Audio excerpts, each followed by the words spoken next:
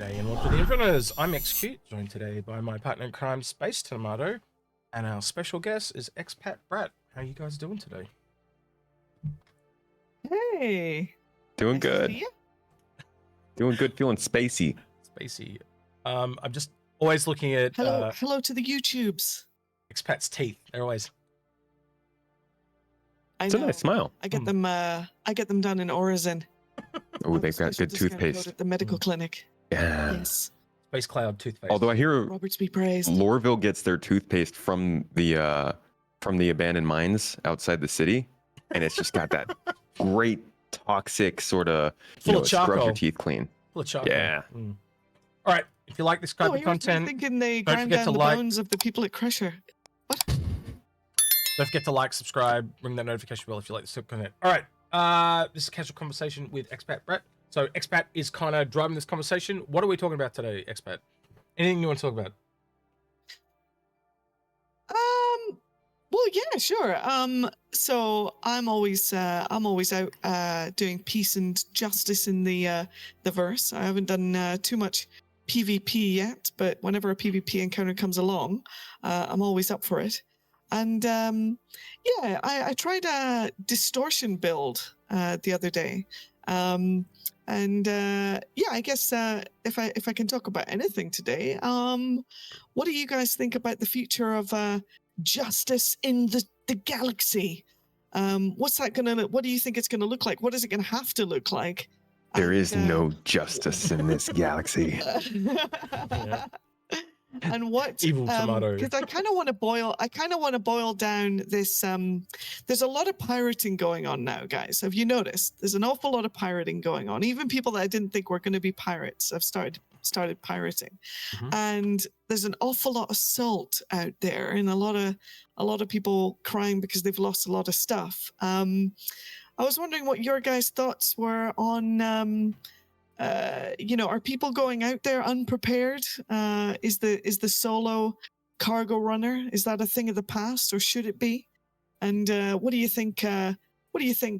People throw around the word griefing a lot. Is that just an excuse to say something bad about someone? Is everything legitimate gameplay out there in the verse? I wondered if you guys wanted to share maybe your opinions to me, because I think I'm starting to form my own views. I think initially my first thought would be, isn't it better to get into the piracy now so you know what you're in for in the full game? So it's kind of a bit of a heads up, where if you don't test it out now or see what you're in for, like you'll learn how many escorts you need and things like that. But we all saw this coming too. I think people are just a little bit sticklers for change. Well, that's my first impression, but Space? I've got a lot to say on this, actually. Oh, you go ahead then. I think this is a combination of kind of the social aspect of the game, or rather like a intersection of the social aspect of the game and the game features we have. Because Star Citizen, for as long as we can all remember, has been centered around combat, right? Like the easiest thing to advertise. It's flashy. It's good. It's necessary for squadrons, so they've spent a lot of time on it. Like every ship, all the way down to like the raft, the Argo raft, has like a promo picture of it in a dogfight. And you're like, why are you shooting at somebody in that ship? So I feel like there's cargo pods. it's like it's the mine out back. You're just dropping boxes. Yeah. So there's been a super heavy focus on combat in the game, and I think over the last like 6 months, as they improved mining and they added salvage, and now with the cargo refactor, people are starting to understand, oh wait, there's going to be more to do with this game, but we're still not quite to the point where that's taken over.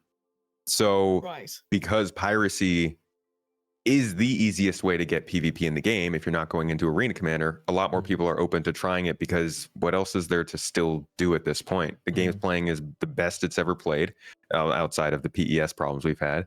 So it's like, it is, yeah. If you want to have the best experience, attacking other people is a really good way to do that. And we don't have the features to deter that yet. So like Stanton isn't as safe as it could be, which means that things that happen in Stanton might feel like piracy now, but no, I don't want to say that. things that happen in Stanton now won't happen later because we would have better laws, we'd have reputation systems, and ultimately most of that piracy would be forced into other less safe systems. So like what you might call griefing now, or what you might call regular piracy now, could be seen as griefing or regular piracy later. It's all dependent on how people are actually viewing the system, and Stanton is just a free-for-all, so everything goes. Do you So, think? so what do you guys consider as griefing? Because I want to see if, like, as a community, it's possible just to finally determine like exactly what a griefer is. Because I see it on local chat. I see it all the time. Oh, he's just a this, he's just a that. I see it on YouTube videos. The first thing that streamers often shout, if they ever, get exploded, some, not all, of course, but some people are like, oh, stream sniper, griefer, stream sniper, and it's like, well, it's an open world game, right? It's a sandbox game, and there's risk involved, right? When you leave the hangar, you have the potential to get killed, and if you're like in a two-person ship or a three-person ship, and you have turrets, and you have, you're going to be making enough money on your mission, for example, to maybe hire a wingman or something. If you're not going out and getting prepared, I mean, if you do get killed, I mean, is it not like your fault in a way? Like, how do you guys feel about it? I kind of label it under the word repetition. So if someone keeps repetitively doing the same action again and again and again, deliberately against the same person, and the other person doesn't have an out, but I actually think in this game you almost always have an out because you can just log off. So okay, but that's. But then that's also frowned upon. Or switch but also switch server. Yeah, but if they're repetitively killing you, just switch server. So you think repetitively killing is like finding the same person over and over? I mean, that's against terms of service, isn't it? Yeah, somehow. But sometimes some people put themselves in that situation. Like the last time we had that big griefing thing, I'm trying to remember exactly how long ago it was, but remember that guy that got soft deathed? And he kept respawning in his carrick. Do you remember that one, Space, at all? That was the carrick guy. Yeah. And I went and looked at that situation, and it was very quickly. It's just like the guy shouldn't have respawned in the carrick. The problem would have been solved. All he had to do was just not respawn in the carrick.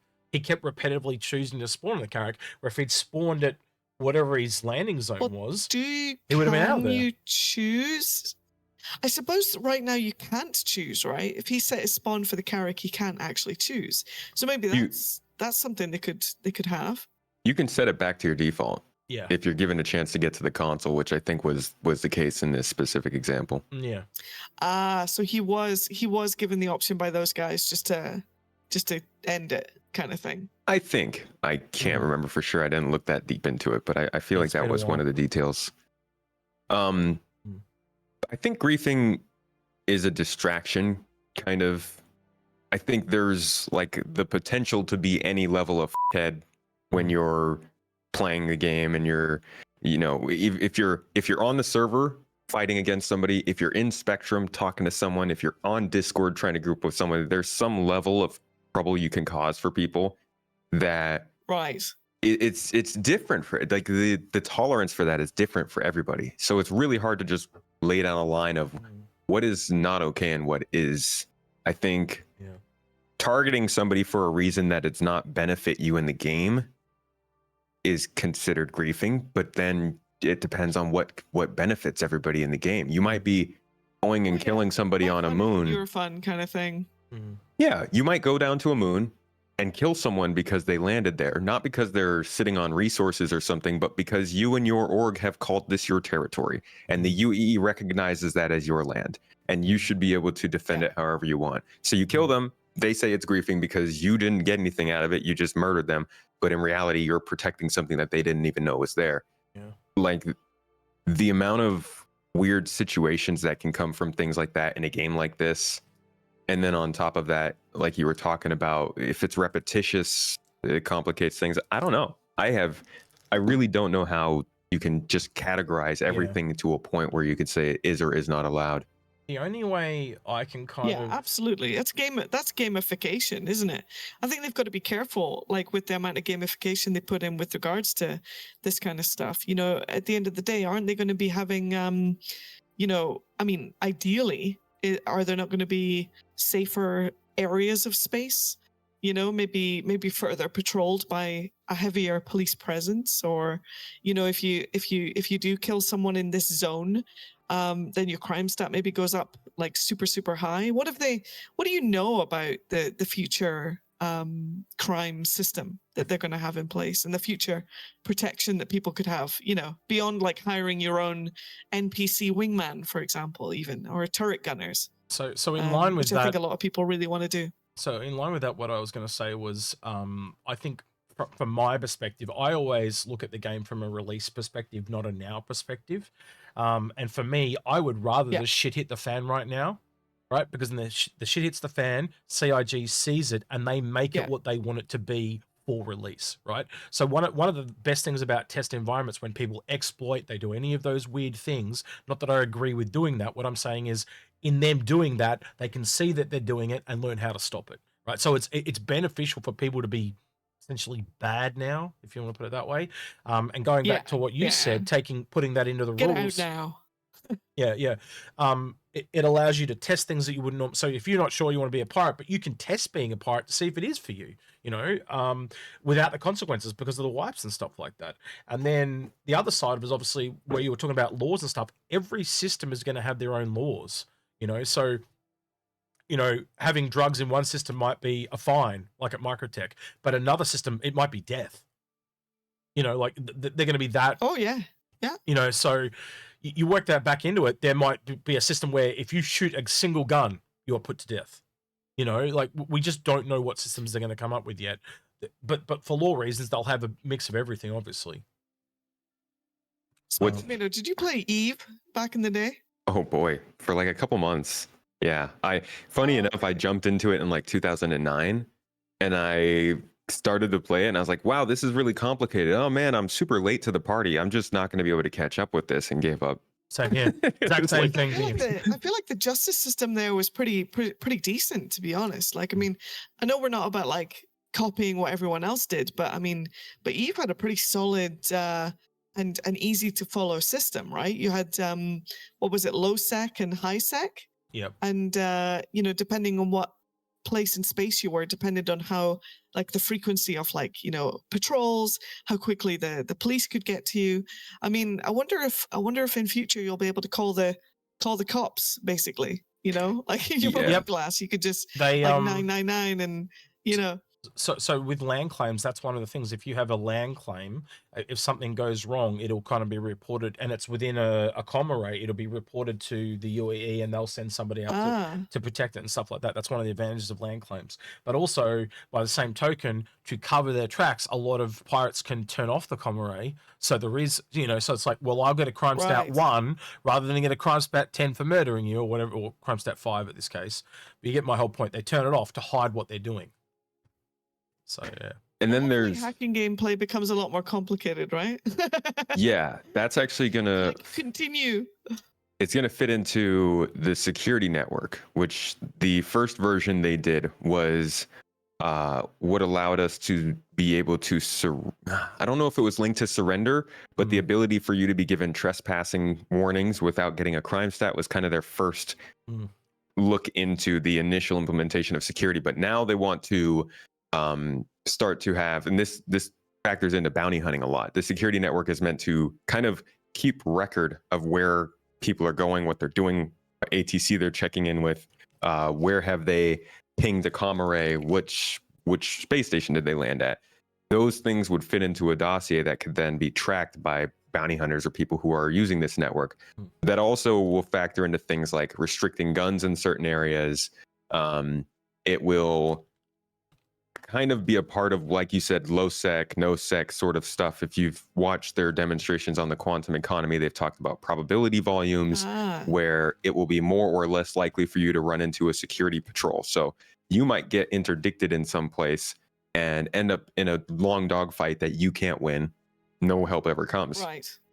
Closer to the planet, you might get interdicted by the same group of people, and a security officer shows up within 30 seconds to help you out. So those kinds of things would make differences if you were around, say, Grimhex in the yellow asteroid belt versus around Orison right above the planet's surface. And that will change from planet to planet. It'll change from system to system. Pyro, for instance, won't have that. What they will have is they'll use the reputation system to say, oh, you're a big fan of Ninetales. Ninetales loves you. You're in Ninetales territory. They might come and help you out while you're there because you have reputation with them as opposed to, say, Crusader security. Just to add to that, I think it might go one step further. I think you'll be able to get private security too. So if you are wanting to protect an area, you can hire NPCs that will police an area. You know, like Old Man Hurston wants and also his loft protected or whatever. You know, like at the end of the day as well, like, you know, in future there's going to be a lot more. Well, fingers crossed. There's going to be a lot more space, right? To space in a space game, you know, finding particular. I know, right? There's going to be a lot more space to hide in, or like, you know, where are the jump points going to be, and are people going to be able to? I mean, you can only imagine that, like, next to the wormholes, there's going to be like some serious protection there, right? So, and there'll be a lot of fighting. So, you know, if a trader has to go through the jump point, either side of that is going to be a potential, you know, choke point and combat zone, and then, you know. The kind of well-advertised trade routes are going to be, you know, very heavy PvP zones.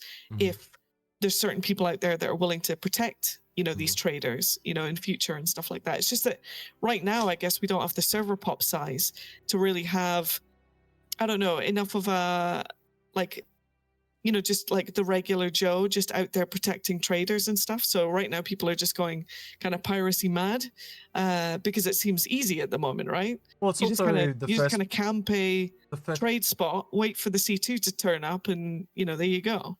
It's the first time of patch we've really allowed them to kind of let their hand down a bit though and do that. I don't know about you, Space, but I'm picturing expat as like Sheriff Expat, you know, Law of the West. Yeah, it'd be great. Are you on the side of the law? Yeah. I mean, look, I try to be, you know, I mean, I RP you know, an agent of the advocacy.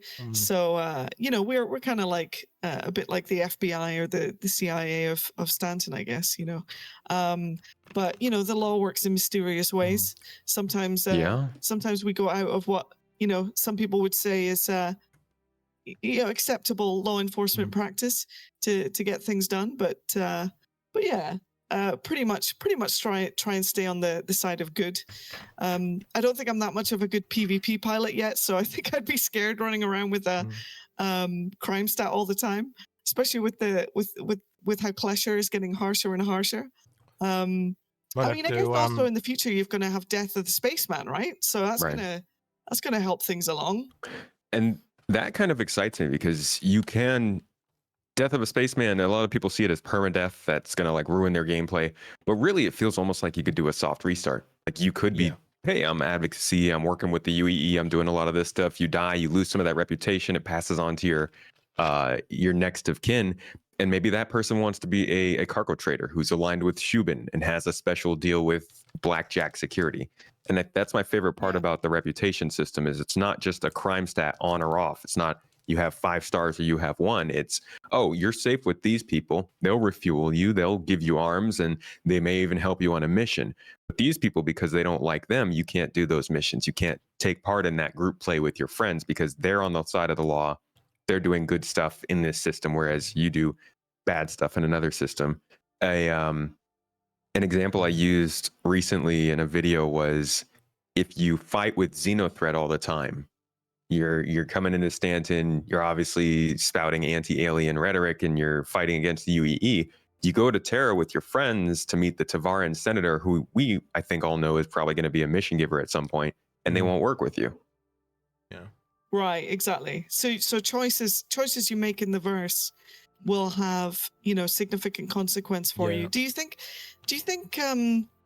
so it kind of leads on to like another thing I was curious about. I mean, by all means, if you've got anything more to say about, like, you know, what traders could possibly do right now to try and protect themselves, Escorts. maybe we'll wrap that up right now. Escorts. So Yep. actually use some of the money you're making for your trade to actually hire somebody on the server. Yeah. Yeah. Do you think people can be trusted? I think some will. Well, it's the other side of PvP, is it not? Good versus bad type of thing. So yeah, and I think it'll become more prevalent as time goes on and more systems come into the game to allow that. Yeah, I did have a question though that I want to put back to you guys, and it is in the vein. I wrote this down. Is when you mentioned Arena Commander with the new modes that are coming under that. Do you think that'll attract some of the more PvP centric players out into that area of the game so they can, you know, more quickly get into that experience? Because it's having a whole refresh and it's going to looks like a bit of a renaissance. Oh, I think so. I think so, especially with regards to training. I mean, if anything, it's going to become even more deadly in Stanton in the PU, only because people are going to be going in there and like drilling, crewing up a Connie, crewing up a Cutlass, crewing up a, and actually being able to do proper, multi-crew gameplay and training. And fleet maneuvers and things like that, I think will be much more easy to do in Arena Commander. So it's going to be a great opportunity for people who really want to up their skill, without having to go through all the kind of role play aspects of Star Citizen, getting on the train, making sure your health is up, you've got something to eat and drink, you're wearing the right suit or whatever. In Arena Commander, it's just going to be like hop right in and start the fight, Which I think is going to be awesome. Yeah, it's going to be a huge boost to the game. Combined arms, but they need combined arms, because I think I was so encouraged when I saw like SPK, for example, because that's a great thing for people to practice, like not having to necessarily deal with flying in there and getting underneath the pads and not getting killed, but to go in there and actually practice. But it would be great if they could have one of these modes, like the tank mode or something, actually starts to see the introduction of ships plus tanks plus ground combat. I mean, we could be looking at kind of more a Battlefield 4 type scenario, right? We know the real Battlefield 2142. Yeah. Right? Chris Roberts is a big fan of Battlefield, so I do expect something like that, quite honestly. I wanted to go back to something you asked real quick, Expat. You asked about protecting cargo traders, and and Execute mentioned that it's kind of the opposite side of the same coin with PvPers, and that was kind of what I was getting back at the beginning of this when I was saying, right now, because combat's such a focus, piracy has become a very easy target for that. Everybody who wants to do combat might be doing piracy, but in reality, at some point, there's going to be enough pirates, and then there's going to be a game system that allows you to get paid for being an escort. And the people who want to get the most fights are actually going to be on the other side, because eventually it's going to have to balance out. I think all we really need is the ability to assign those missions and a rebalance of the economy that says, hey, if you're cargo hauling this much stuff from New Babbage to Orison, you should have enough after your refueling, after your freight costs, after your personnel, all that stuff. You should still have enough to pay an escort. Right now, I don't think people feel like they get enough from running a cargo mission or running a mission in general to do that. But we have to somehow recalibrate how much money we think we deserve per mission. You've also got well, I think it would be nice to be able to make your own mission in a really nice way, like where I would like to be able to. I was doing this when I did VIP transport recently with my Phoenix, and we did the Grand Stanton Express, which was a tour of New Babbage, followed by going up to Port Tressler, and I did the whole thing where I got them in the Lynx Rover, and I had them come onto the Phoenix, and I gave them in-flight meal, and I did the whole thing. I played piano for them. It was so fun. But what I was thinking was, like, wouldn't it be great if we could actually like have proper contracts that we could not so much draw up, but you kind of draw them up through the use of drop-down menus, where how much cargo are you assigning that individual? How much are they going to pay you? Are you going to pay them? What is the penalty for breaking the contract? You know, and I think if we can make these contracts between people that have proper repercussions, like for example, if you get into a contract with a trader and he says, okay, you are going to be my wingman, so here's a wingman contract for you. I'm going to assign that to this player.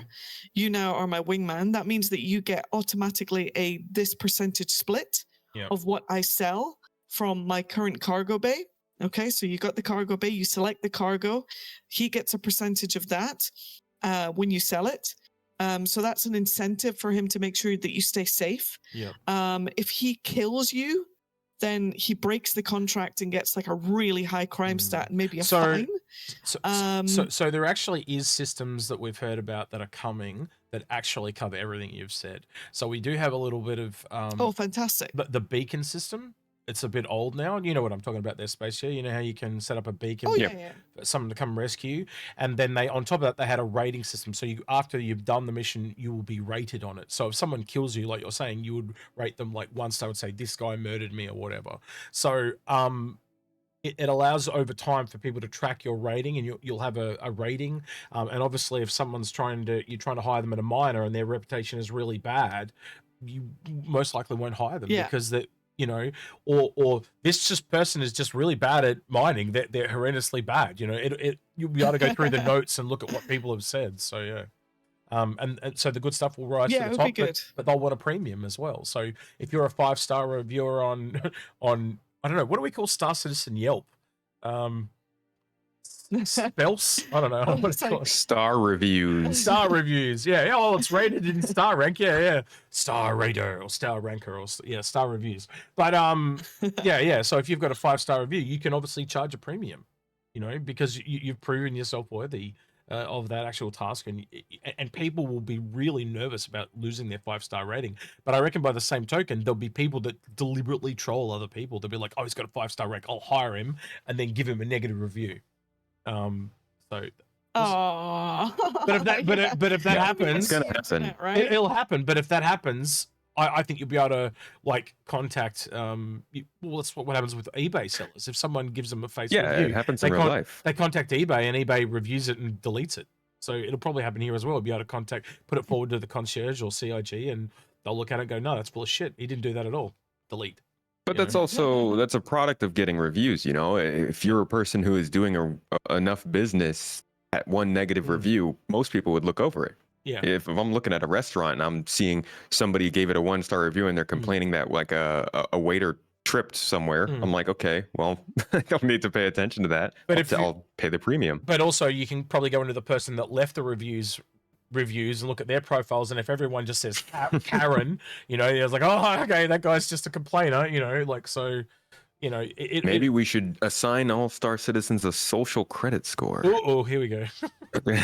That is essentially a citizen score. Isn't that essentially what it is though? Like if you're getting 5-star reviews and stuff, that's kind of what it is. It's I mean, they offer citizenship if you fight in the military. I feel like they're kind of sliding in that direction. Must be earned. Well, that's the other thing. What happens if you're look up?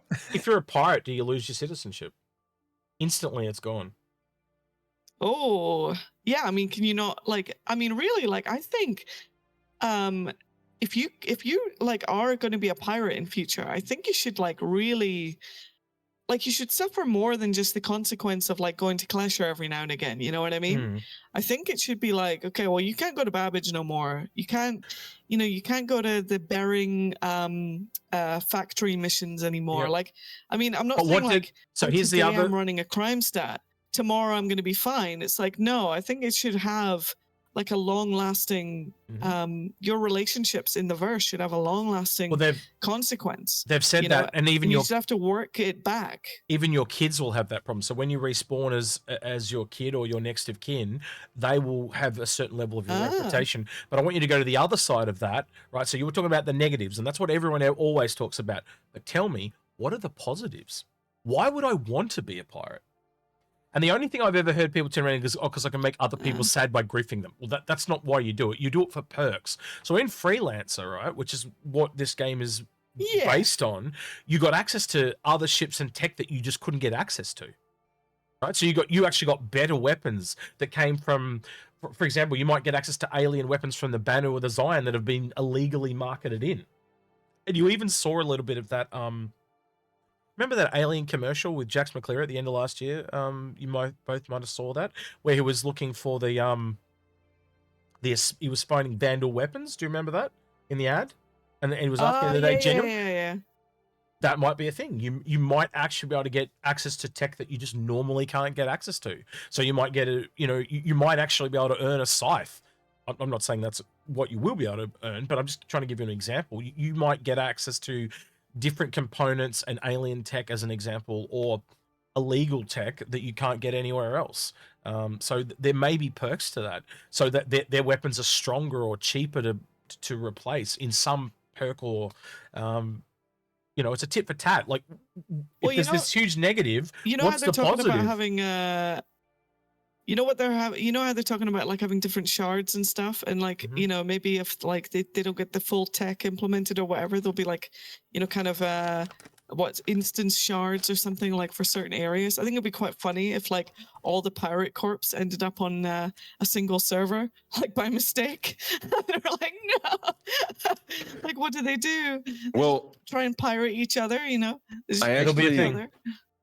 I think that's part of what we might see with Pyro, is that right now we have this lawful system where everybody sits there because it's kind of safe for them, whereas Pyro might be an unlawful system, which actually, once the security starts to pick up in Stanton, could be safer for pirates. So we could see many pirates just making their home in Pyro, which ultimately lowers the amount of piracy in Stanton, but maybe makes the skill level of the pirates who stay in Stanton higher. No? Yeah, and I think like if you're doing cargo running and stuff within Stanton, you should make less money. You know what I mean? Because you're only going from like Area 18 to like this place over here. It's not a long way. But what about the real money? But there's higher security, so isn't there therefore a higher risk? Where if you're doing it in Pyro, there's less security, so there's less risk. She's talking about cargo runs. Oh, I thought you said piracy. Like a cargo runner. Okay, my bad. Sorry, I thought you said piracy. Yeah. Shut up. So let's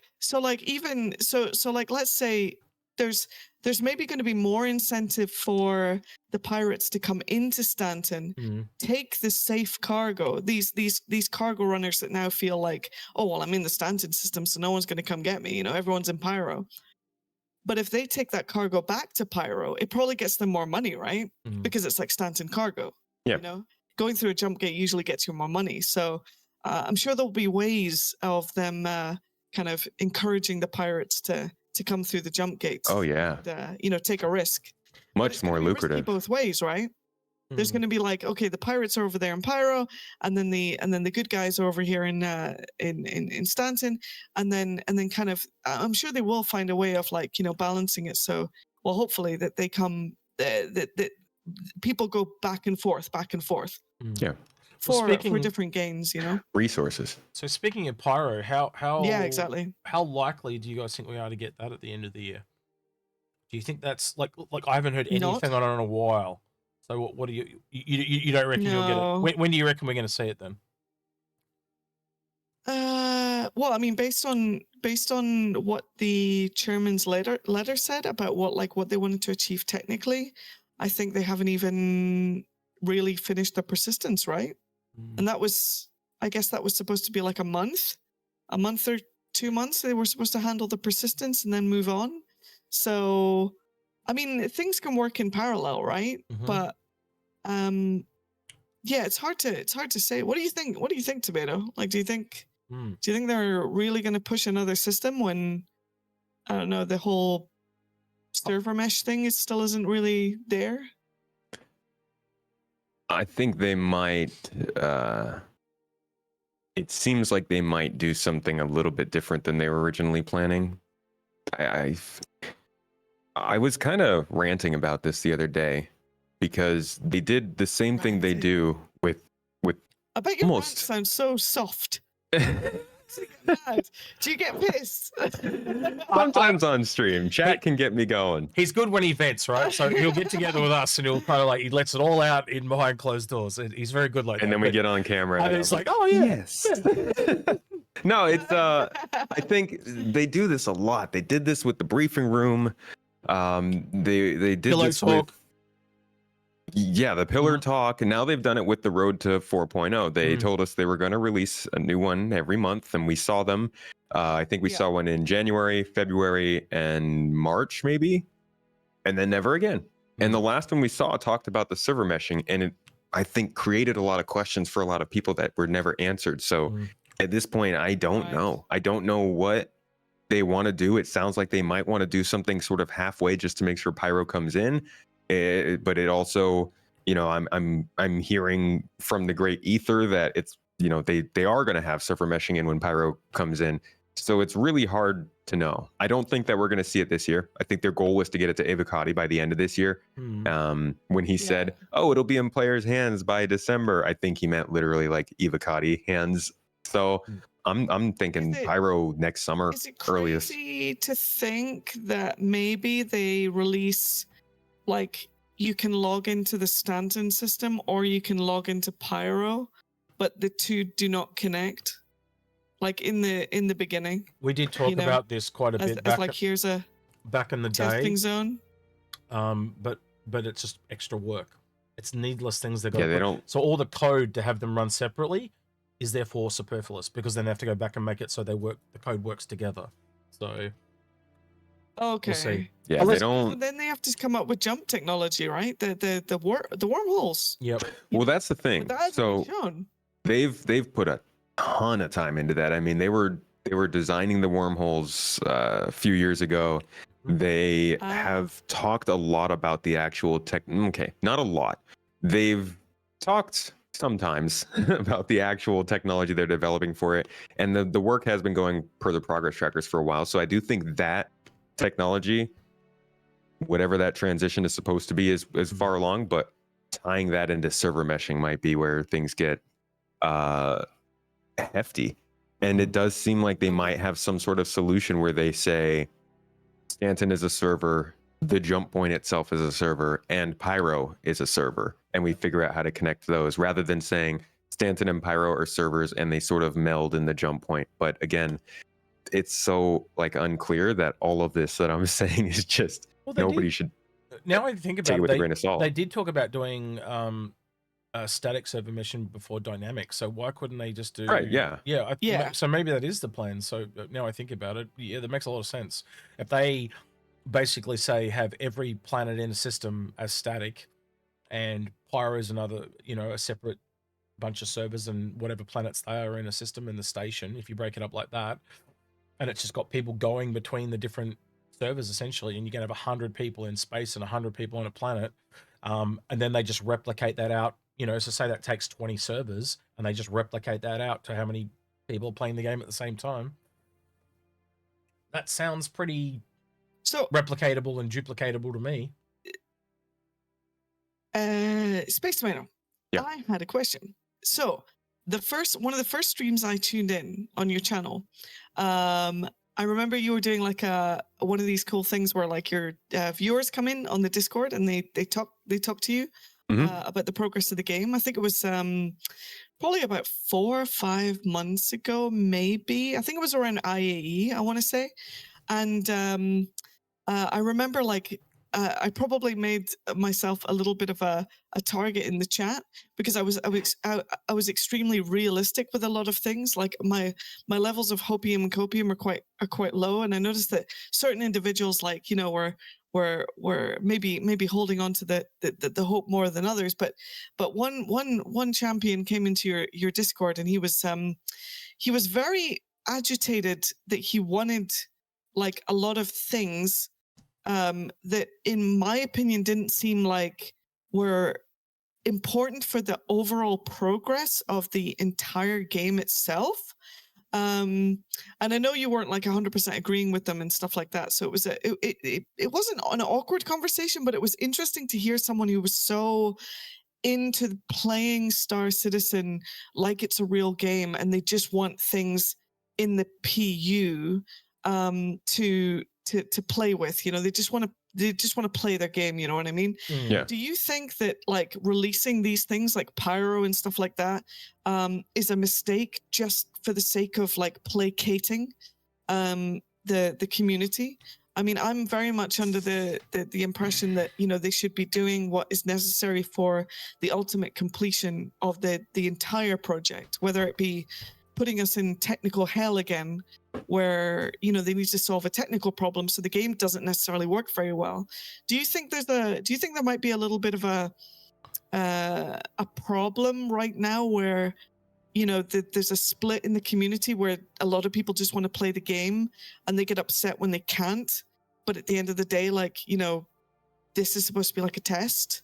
How do you feel about it? Because I know you've got like a very mixed group that watch you, and some of them do just want to like play their game. Yeah. It's kind of always been the problem with Star Citizen is that they've been trying to do that, because like one of the biggest, Execute I'm sure can speak to this, one of the biggest drains of money and time to this project is the fact that they have to keep it playable. And it's kind of like, if they don't, they lose money. They do, it slows them down. And I think there's a certain level of health the game does need to have for people to still, because like Pyro is not just an expansion, it's hype.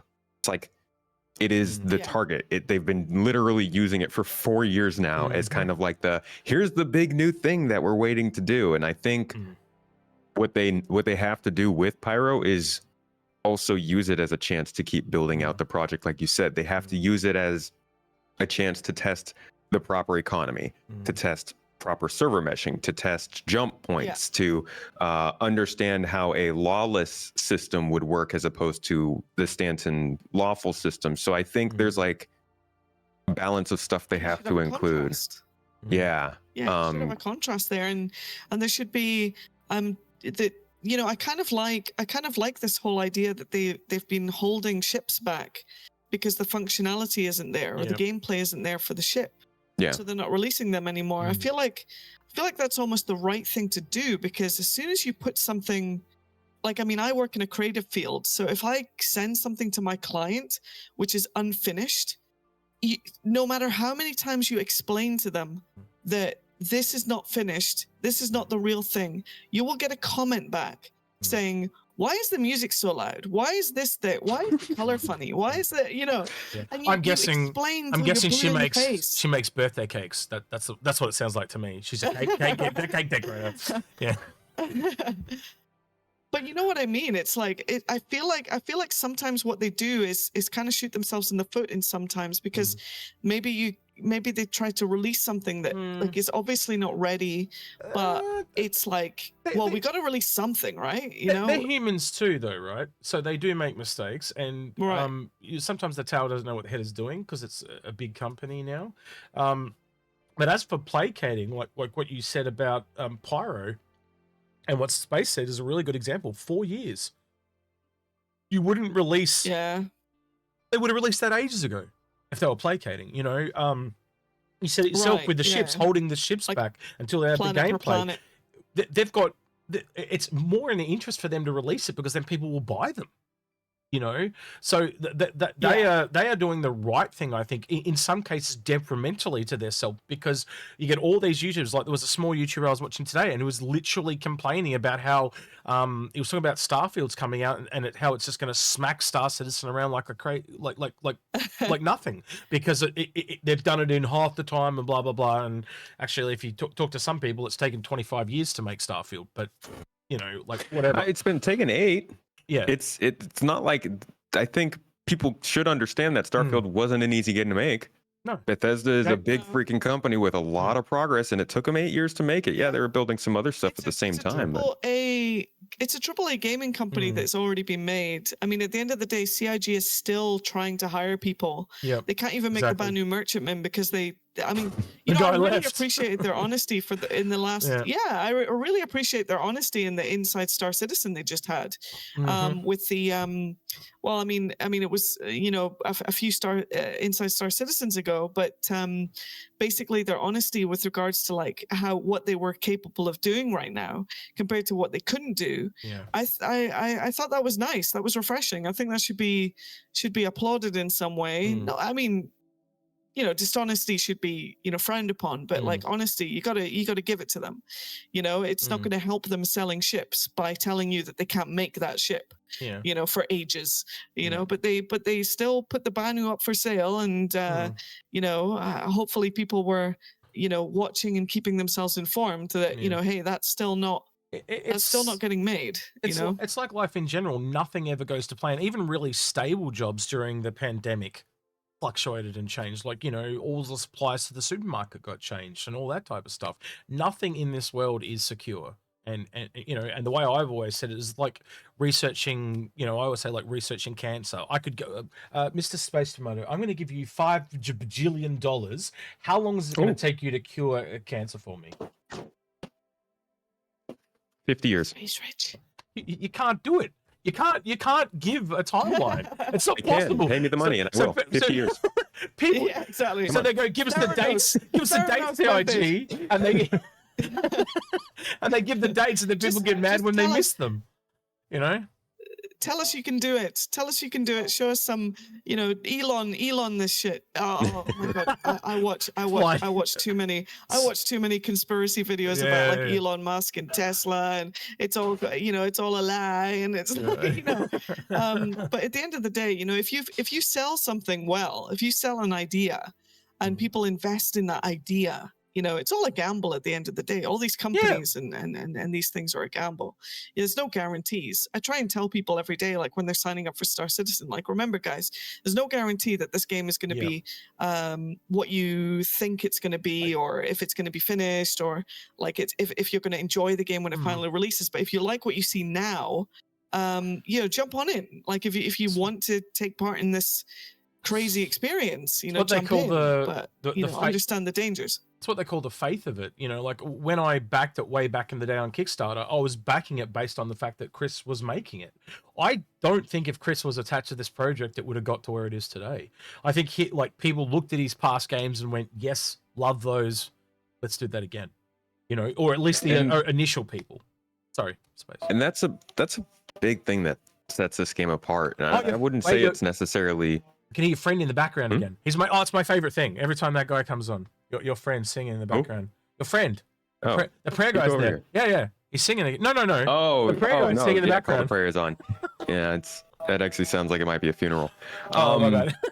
So, that's kind of a thing with this game. Not necessarily bad or good, but like a lot of this game's success has been based on the faith of people. And when you're talking about something like art, game, movie, painting, book, whatever it is, the conversation gets muddy when it depends on that. When you can't look at a company's pedigree and be like, well, they made, like I said, Bethesda took 8 years to make, but they also made Skyrim and Morrowind and Oblivion and Fallout 4. Like, they're going to put something out that's pretty cool that you can rely on, but CIG hasn't. And I think that there is a whole conversation to be had about the psychology and mentality around backing and sticking with this game and trying to decide when is too long for you, when you are okay with them starting to just cut corners and get this done, and how long you want them to spend to make it the product that you specifically want to see. I think your answer's in there as well, because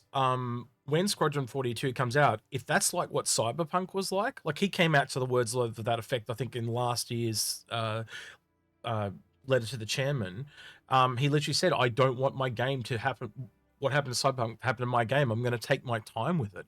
And I don't know about you guys, but I don't want what happened to Cyberpunk to happen to this game. I want him to take his time. I want it to be polished. Sounds great.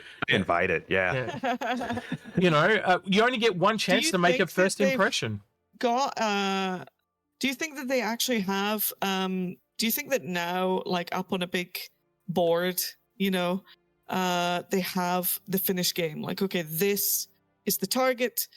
We are not increasing the scope any more than this. Here are like placeholders for, you know, X number of ships that we can squeeze into the game if needed, you know, to continue the funding model. But, you know, beyond this, you know, this is what we wanted to keep it. You know, these are the features that we know we can get on release. You know, do you think they finally just said, right, that's enough creating, enough thoughts and, you know, mental exercises about what it could and couldn't be? This is what we're going to do. Do you think that's the shift that's happened recently? I mean, at least in the last 5 years. I'll let you take this one because you know what I'm going to say. So yeah, go nuts, because Space is going to answer now for you me. put the pressure on me, man. I don't know. I don't, honestly. I think they have the concept of what the game is. You're going to live in space. You'll be able to do X, Y, Z, A, B, C, 1, 2, 3 to infinity. And we will have these star systems in this lore. But I think there's a lot of things that, I'm not a game developer, but it seems like there are a lot of things that you say a feature is going to be in the game. Yeah, we're going to have fuel siphoning. That's part of salvage. It's already locked in. We know it's going to be a thing. But once they get to the point of developing fuel siphoning, then they might have to figure out, I don't know, hose technology, right? To connect to the fuel. That feels like feature creep, but it's required. Like bounty hunting. Well, bounty hunting's a good one. So you have to tie somebody up. So the easiest way and they had to develop ropes and restraints for that now. But ropes and restraints weren't something they said 5 years ago needed to be in the game. So the simplest way to look at well, this... they also said you could build your own space station and like name it and stuff, you know, for like 75 million. I mean, it's like if you read the original pledges, which, you know, sometimes it's a fun exercise to do. You're just like, whoa. So wait a minute, this tiny development company was going to make this? Whoa. So if, if you actually look at it as two games, as you look at it as Squadron 42 and Star Citizen, you can start to see what Space is talking about. So those things that they've promised, a lot of them fall under the Star Citizen banner. But if you actually put everything under the Squadron 42, like things required for Squadron 42, that's why a lot of not of Star Citizen is like literally, if you look at over what's happened in the last 5 years, it's so glacial, the development. And that's because they're not really working on it. You know, that if they have some free time or whatever, you know, they went and worked on mining Tier 0 and then have done an upgrade on that recently. Yeah. It does not take that long to get that stuff done, right? It's because they're really working on a completely other game that we've not really seen almost next to nothing about. They share almost, like the last time we really saw anything was that vertical slice video, and what's that, 5 years ago now? 5 years. That's how long it takes to make most games, you know. Wow. So do you think that you know, they were talking about releasing Squadron 42, but I mean, like honestly, Squadron 42 is probably going to be a bit more like a Wing Commander game. Yes. I think Starfield is going to be Freelancer 2. I think Starfield, in my opinion, and it might be wrong and it might be controversial, but I'm going to say it anyway. I feel like Starfield is the original Kickstarter pledge for Star Citizen. No, that's been done by another company. No, because it's I mean, so from Kickstarter there was Squadron 42 and Star Citizen the whole time. You got to remember, this is the big kicker that I got to put out to people that are complaining about Starfield or thinking it's killing this game. Is it single player? Not killing it. But I'm just using that phrase. I feel like it's Freelancer 2. I think, but there was game. Like honestly, but there was multiplayer in Freelancer. There's no multiplayer in Starfield. If Starfield was co-op, then I would give that to you. But there is no multiplayer. I think there's even if Star Citizen was single player, there is a fundamental difference between what Starfield is doing with, or what Bethesda is doing with Starfield, and what CIG is trying to do with any of their games. Is Bethesda is making something that's all about your character, whereas Star Citizen and Squadron are making stuff that's about your environment. You're the cargo hauler. You're getting, like, you can go and get resources in Starfield, but you can't go those resources in a bunch of boxes and ship them to another space station for a profit. You probably are going to have to just use them for your crafting, or maybe sell them in small quantities at shops, because it's kind of like a smaller scale sort of experience. It'll feel like a Fallout. It'll be like a Fallout game. Yeah. You know, it'll be a Fallout game with like traversal in space, basically. I think that's what they said, didn't they? Fallout in space. Isn't that what they said that at one turn of phrase? It's Fallout in space. No Man's Skyrim. No They- Man's Sky. It's kind of X4, I think, feels a little bit more like what I would expect from like a single player Star Citizen Yeah. or freelancer like. Because X4 really also focuses on that whole idea of like the environment and the economy and living in space as opposed to just charting your own path, kind of. I think the other part of Well, I mean, look, they're gonna have Starfield is to- that there's no kind of cross pollination of gameplay, and what I mean by that is you've got, like in Starfield, you're on foot, you've got in ships, right? But there's no real juxtaposition between the two, and we've also got vehicles in Star Citizen. So I do think there is some tech there. Like I know the one thing a lot of people have come back to me and said from Starfield is the procedure generated planets and stuff. But again, they've not said if that's a full planet. They've not said if that is like a gameplay space. So is it like 1 kilometer by 1 kilometer? Seems to be What is saying it? so. You can land anywhere. You have to click to land, but they say you can land anywhere. All right, we'll say it's a full And planet. that'll load that, but are load they? that space. Is it just empty?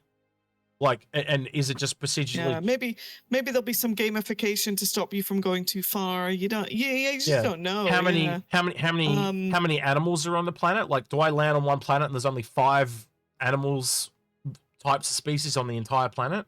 Like, what are the limitations? Well, yeah, they haven't talked about that. It looked like that was. It looked like that was it. It looks like it looks like a similar procedural generation to No Man's Sky. To be honest, like where you're gonna go up to this planet, it's gonna procedurally generate, and that's gonna have these type of aliens and this type of fauna and stuff like that. I also thought of real quick before you go on. Do you remember in Diablo they had particular set pieces? Those levels in number 3, right? They had set pieces, so you'd come up to the church. So everything before the church was procedurally generated, but we all had to go to the church. So that was a fixed set piece. That's what they talked about in Starfield. So if you go to a cave to do that particular mission, that cave will always be the same cave, but where you get to it and how you get to it would be different, right? So that's the part of it too, and that I have no doubt will be in Star Citizen as well. You'll have a cave and you'll go to another area and it'll be exactly the same cave with a different texture or whatever. I have no doubt that that's what's going to happen in Starfield. They didn't talk about the limitations. They leave it open deliberately so your mind goes and tries to go as big as it possibly can be. But I guarantee you that thing's going to come out and it's going to have limitations.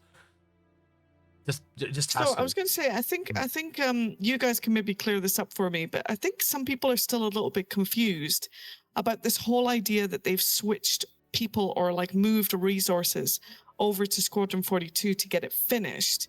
But it's my understanding, is it not, that Squadron 42 is supposed to have DLC or updates after the fact?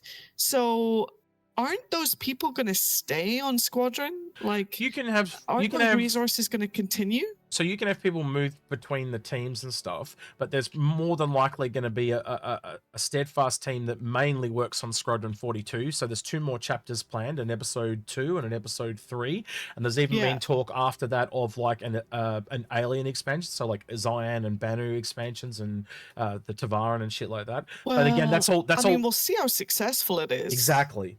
Right. Okay. Here we go. We're in 2024. We've got Starfield out. Whatever gaming fad is out at the time. And everyone's enjoying. Squadron 42 releases, hopefully in a good state. If it doesn't release in a good state and it's extremely buggy and stuff, obviously the Star Citizen community will most likely understand as we play the PU, and bugs are just features at this point. But the general public, your average Joe, your COD player, whatever, they're not going to be so pleased. So hopefully it releases in a good state, right? Yeah. Do you think it's going to be successful? And what does success mean, do you think? It's a tough game to quantify, because a lot of games with celebrities, for one, tend to do very well, and there are a lot of celebrities in this campaign. We know that it's cut into cinematics, actual gameplay, like both on foot and in ships, and then the other part of it is a social aspect where you go around and you actually talk to people and build those relationships, and you have multiple choice. So it's got the whole campaign's got a lot of replayability, much like Wing Commander had, right? Is that going to appeal to everyone? Does any game appeal to everyone? Look at the most popular, one of the most popular games in the world, Yeah. monetary wise, is FIFA. Not everyone plays FIFA. You know, Yeah. so I don't think every game, as long as it makes money and turns a profit, like so it doesn't need to cover its bases because it was paid for. So everything just becomes profit.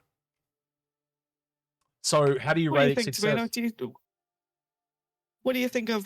Do you think Squadron's going to be a success? And what do you think that's going to mean? Do you think it needs good reviews? Do you think it needs to be in a good condition when it releases? I think it needs to What be are you hoping for gameplay wise? The most important thing is it needs to be unique. And I don't think it can't be. I mean, I was literally just sitting here on Google because I'm trying to get in my head an idea of how many people. Somebody on my stream last night said everybody who is interested in Squadron 42 has already bought it, which I think is crazy. It's I don't obviously agree wrong, with that. but Yeah, I was looking online just now Probably not right. while you were talking to get an idea of what is a normal sales number for a PC exclusive game like that. Because I think they don't need to be like a mass success. They just need to be a game that offers a unique experience that is pretty well done. I can't find anything that I think would directly compete with Squadron 42 on PC. What I will do then is I'll take the movie industry, right? Now, there's a lot of stuff coming out at the moment because of the movies are not doing too well, right?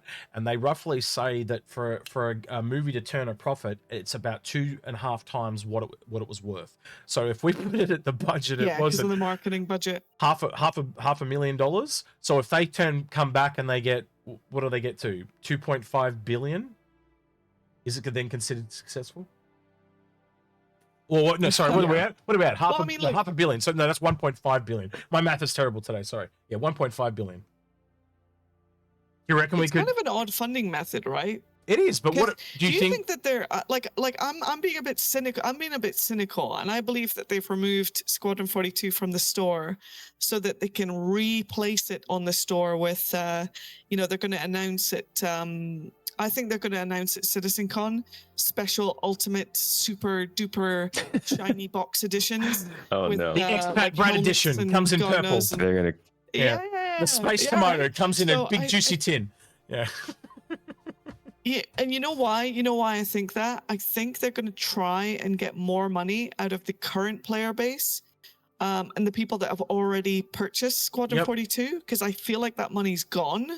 So they need money for marketing, and they need money for, getting Kotaku interested and all these kind of guys. You know what I mean? They're going to Kotaku. The paid promotions and all that kind of stuff. The usual. Most of where we've got here already is been word of mouth. Special editions. They've already kind of had special editions in the past. They had a silver and green collector's edition box, right? So if they were going to do more special editions, they would just do more versions of those, but probably up the price. And they might even give people the ability to upgrade into them. Right, so if you've got a standard version of Squadron 42, now you can get a collector's edition that comes with a Mark Hamill sign. Well, I don't know, I'm just pulling things out of my butt, but you know what I'm saying. So yeah, they probably will do that. But I think 100% we are looking at the release of the game next year, and I think CitizenCon's the announcement party. And me and Alg have been saying that. What do you think, Tomato? Are they ages? Are they going to try and get more of your money? They coming after your wallet again? They love my money. Yeah. I think, ketchup. Yeah. What kind of special edition do you want? I don't think that they're going to have, or rather, I guess, I think that they have money earmarked for marketing already. I'm not sure how they're going to handle all of that. But they need to build hype. I mean, I got a better question for you. Do you think they're going to put it on Steam or something like that? Because we live in that digital era. Do you think they're even going to bother with hard copies? Are they going to they're going to go, oh, you can now buy it on Steam and give Steam? Yeah, Chris is too nostalgic not to. You reckon they're going to put it on Steam? Honestly, they should. No. Hard copies. One of the platforms, I think. I mean, look, they're going to want to take 100% of the revenue, right? I mean, they're a publishing company and a developer company, right? Development company.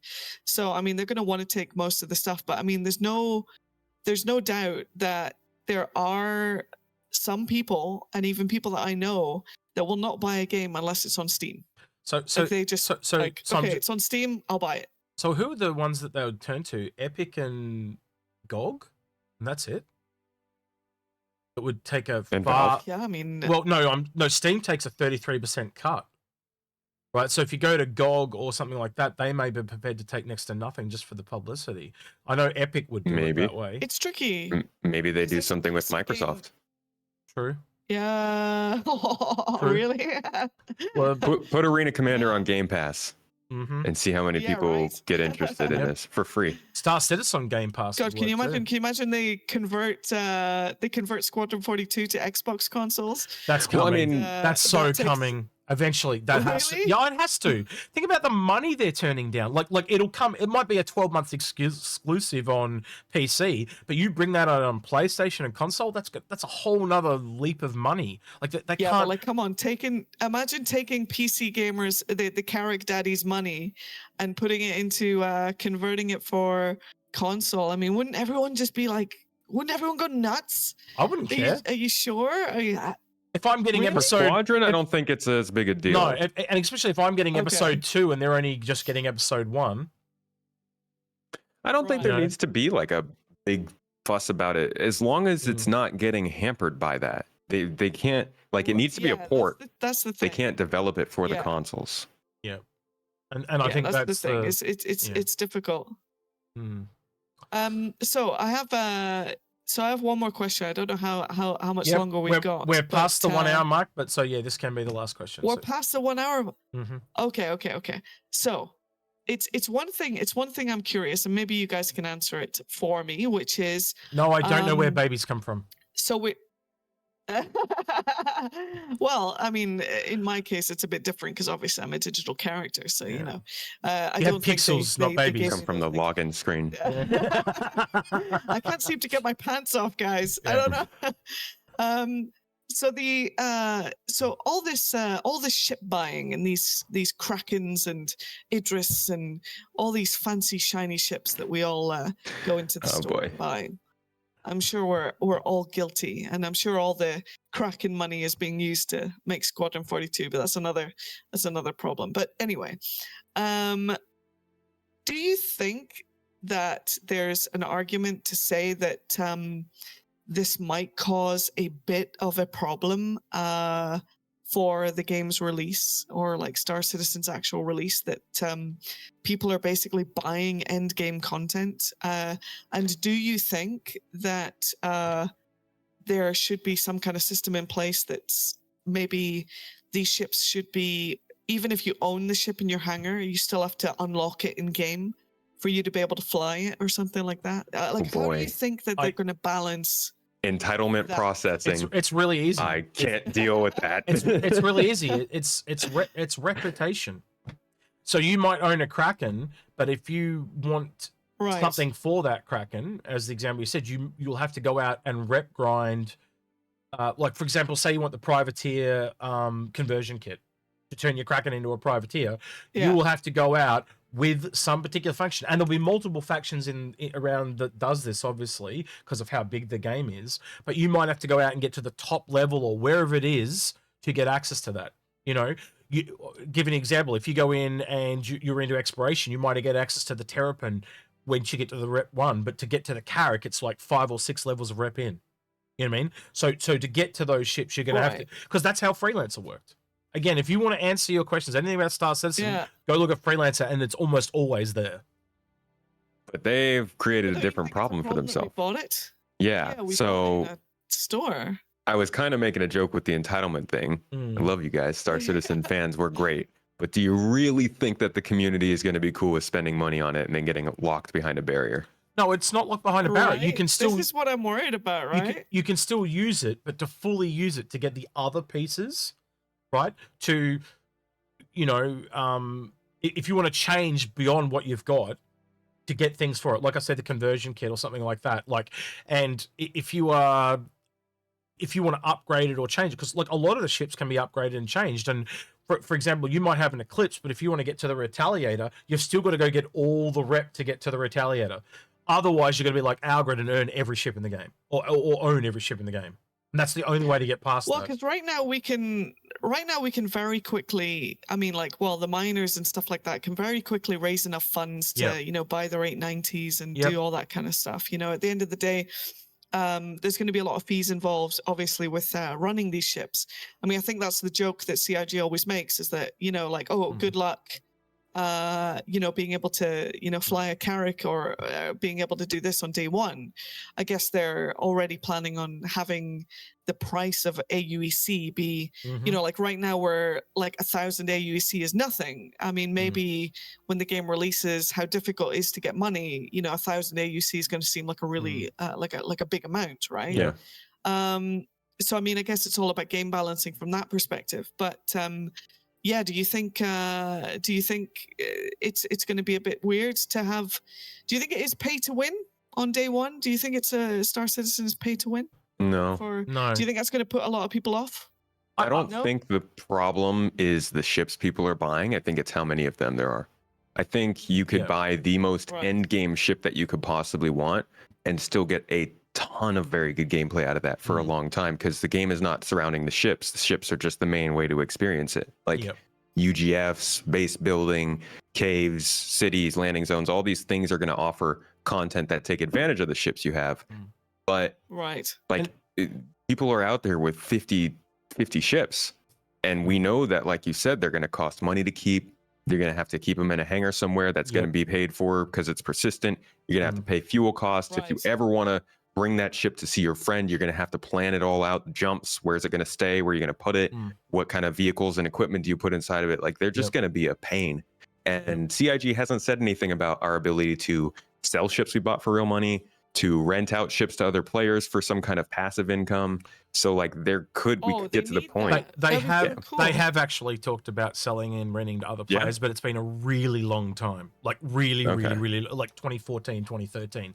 They did mention that you would be able to sell ships to other people in game, as you would also be able to rent them to other players in game, but they have not reiterated on that for a very, very long time. So it may have changed, may not have changed. And that's going to be a problem because of the dollar value of them changing, and will it translate directly into game economy? So it's like there's going to be a lot of problems that come from people just having too many ships that I think a lot of people don't think about when they buy them. Take a ship that's really common like the Carrack. Like if the market's completely flooded with Carracks, the price comes down. You know, so it's gonna be depend on release, supply and demand, and all that's going to come into factors as well. And how spread out do they make the player base? Like, because they said they want to have multiple starting planets, but like we just don't have those. You cannot gauge that until we actually see what systems they're going to have, right? So a Carrack in high security or low security space way out on the fringes is going to be a lot harder to get because it's got to be delivered there. But if you're in Stanton or Seoul or Terra, pretty much comes straight off the factory line. You know, it's going to be easy to get, cheapest it's going to be. But like if you've got to pay for it to be delivered, it costs more. There's so many systems in this game that we could sit here and talk about. But like almost everything in this game, that's why I'm planning for release. I'm not planning for the now, because now is vanilla as hell compared to what we're going to be at. And that is, as we've kind of stated here, still so far down the road, because they've been working on Squadron 42 all this time. Now they're just starting to get that team in place to start working on that while they continue to work on episode 1 and 2, which is financially stable and responsible. But now they're building the second team to finally work on what we actually, most of us, give a damn about. Well, they're a tech company, guys, and they're gonna sell off the persistence, sell off the. I mean, if they get this working, it's gonna be. I don't think they'll sell it. I think they'll utilize it. I think they'll go to someone like Disney. I think they'll go to Disney and go, "Hey, do you want a Star Wars game like in our universe? Do you want a Star Trek game? Do you want a Aliens game? You know, think of every game universe. Oh my god! It'd be awesome. It's gonna be space engineers before you know it, guys. We're gonna have every ship from every different crossovers. Star Wars versus Star Trek. Like you can do they can do whatever they want. That's the best part. They can have a wormhole I really that you go through. And it goes from Star Trek to Star Wars, you know, like it's a different universe, you know, like Like, is there gonna be mods? Did they say anything about mods? Someone's got a mod squad. Yeah, I think So so. originally back in the day, they even talked about private servers, but I think a lot of that might be a little bit off the drawing board now. What I would be expecting is if you are having a private server, it is one system.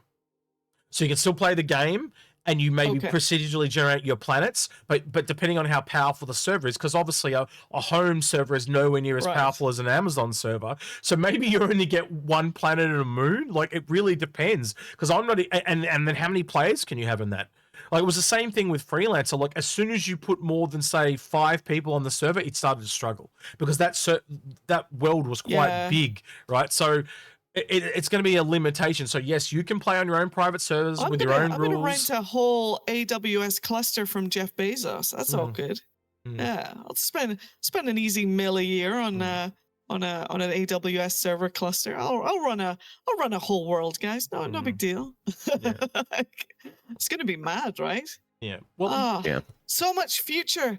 So look at the future ahead of us, guys. And these are like the interesting but also clearly kind of problematic things that I think people should spend more time about than how much money and time it's taken. Yeah. We all know how much money and time it's taken, but like these are the actual problems that I don't think get discussed enough in the community and outside of the community, because the conversation constantly gets like just trolled to death. With the same exact jokes and comments. Well, that's all trivial. The conversation, I find the conversation is always stuck between what can I get now versus like, okay, what is it looking like? You know, what does it look like they're actually getting done? Like, what does it look like the current trajectory is? You know, it's almost like some people are worried about like flying.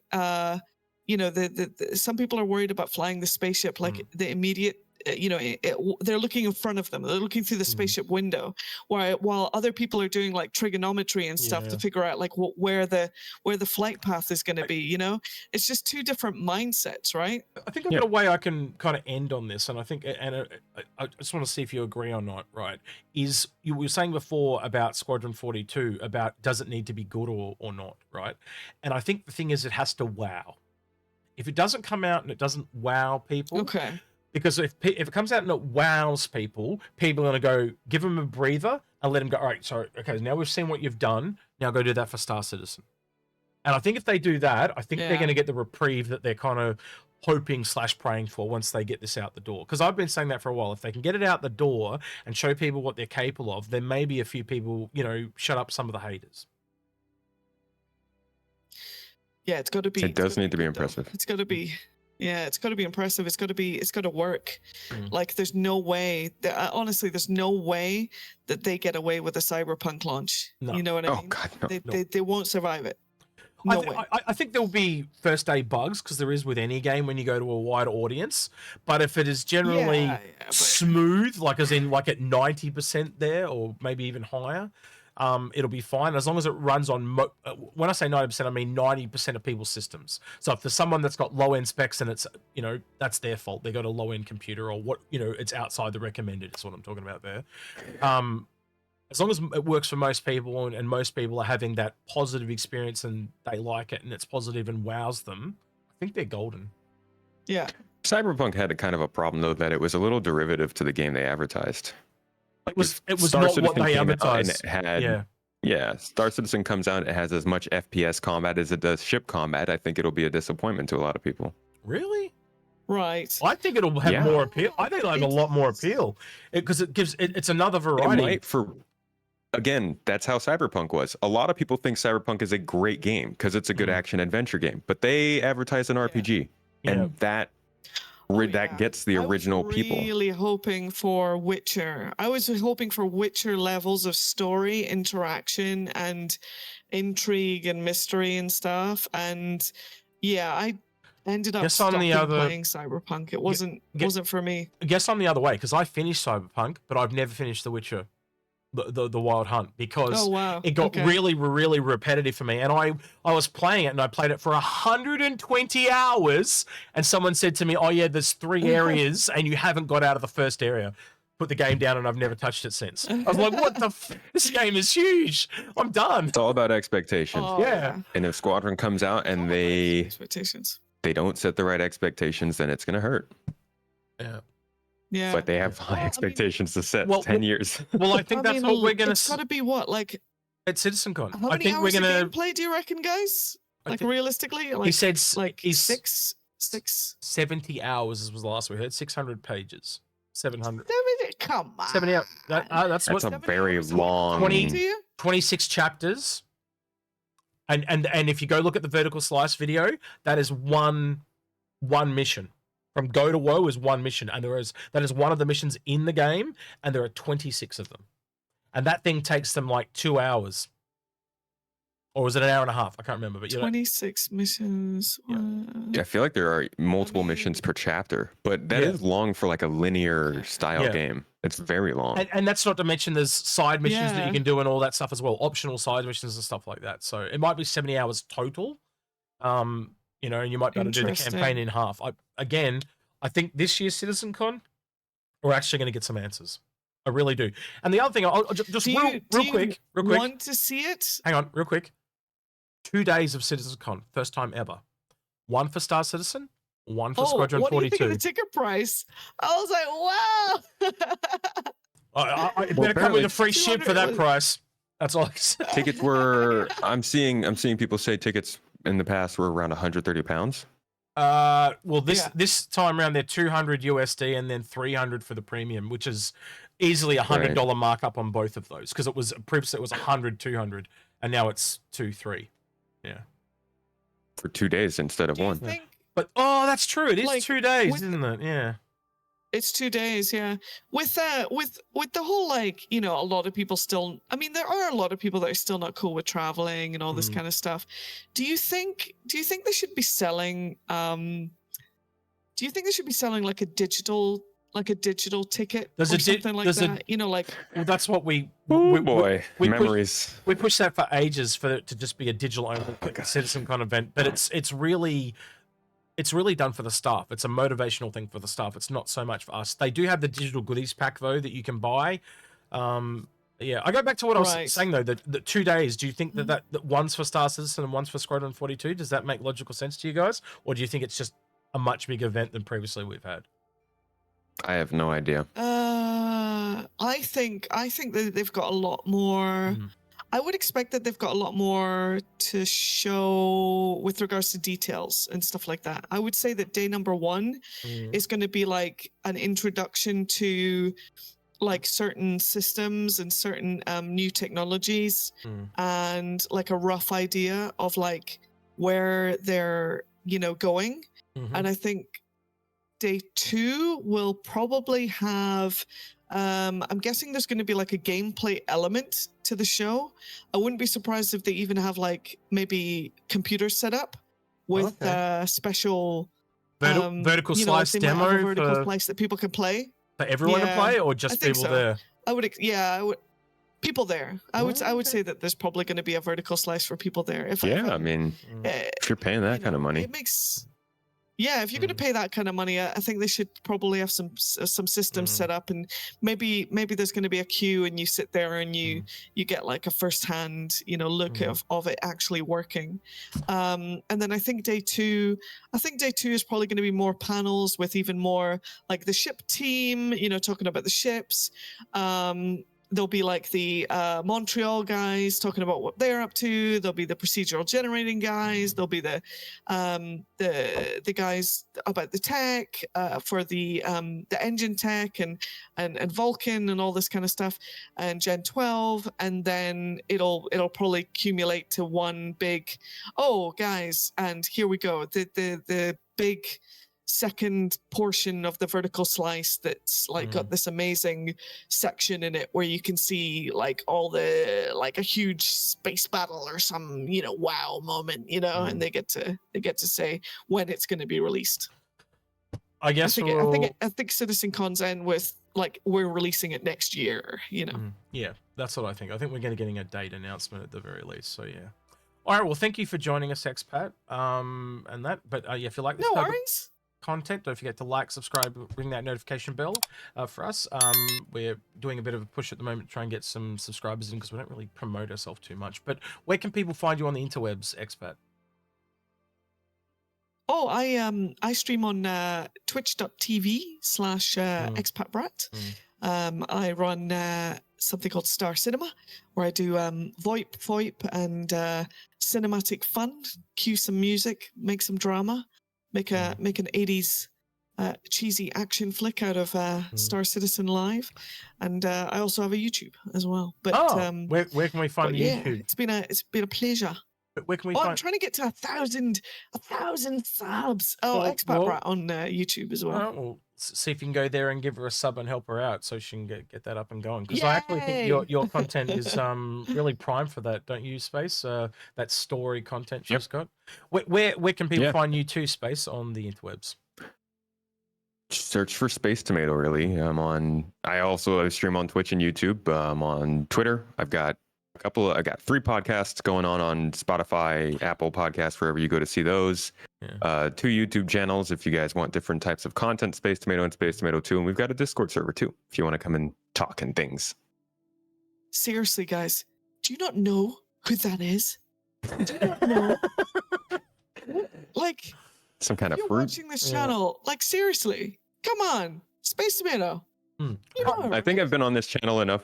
I mean, as part of the channel for people to know.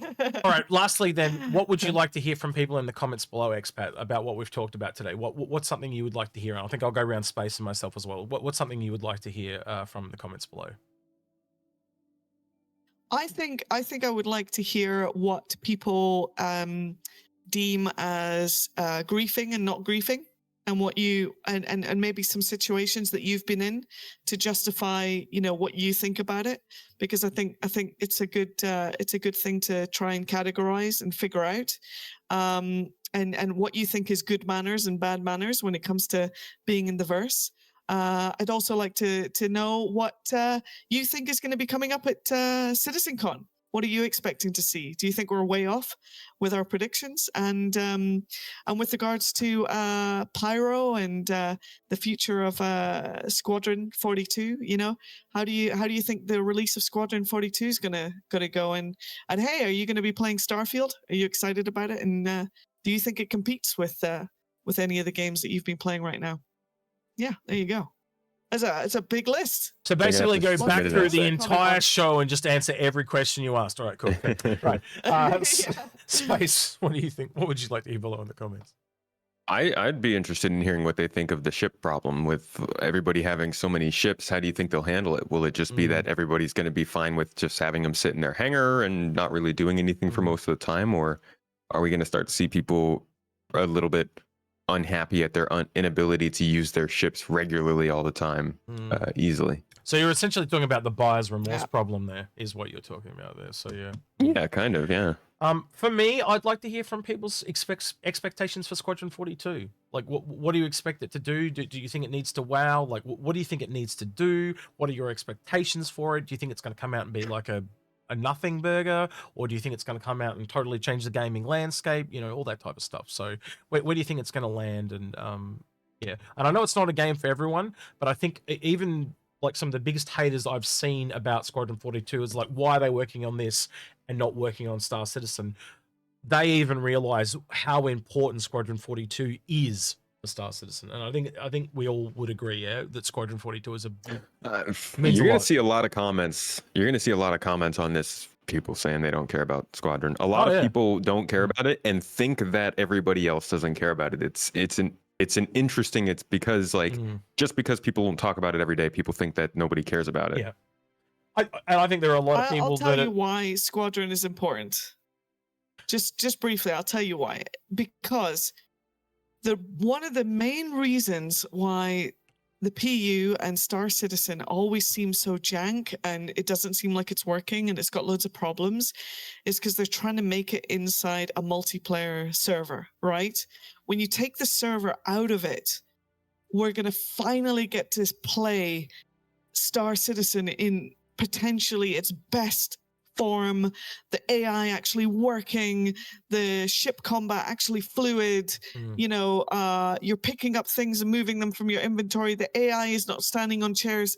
You know, it's going to be potentially the best Star Citizen experience you could get until they finally figure out the netcode and the server issues. So that's why I think it's going to be important, because it's going to give you a taste of what the future could be. You know what I mean? That's it. The taste of what the game could be. Absolutely agree with that statement. Yeah. Yeah. All right. With that, then, our special guest has been ExpatBrat, my partner in crime, Space Tomato. I've been Execute. We'll catch you in the next one. Say goodbye. Yeah, crime. Yeah, crime. No, nothing. We didn't do anything wrong. Crime against the vegetables. Really? We hate them. Yeah, we don't like the vegetables. Oh, Especially We're in mashed the pickle potato. wars right now. okay. Pickle wars. All right. Hey, can I get some more of those drugs? I'll let you off this time.